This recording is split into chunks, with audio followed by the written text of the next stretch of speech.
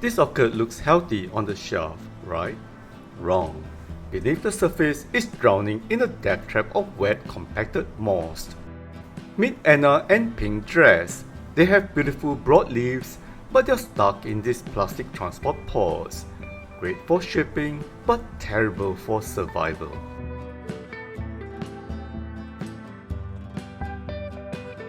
Let's get Anna out.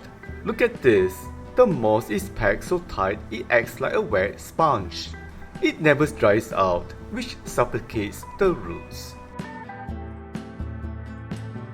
Time for surgery.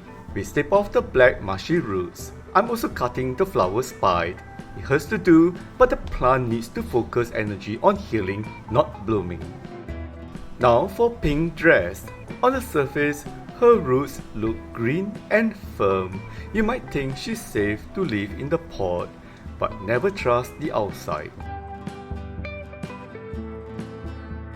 As we remove the core moss, there it is, complete rot.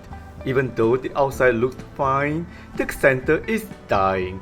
If we left this, the whole plant would be gone in weeks.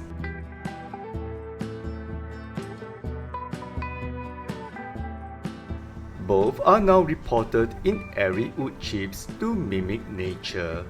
The danger zone is over.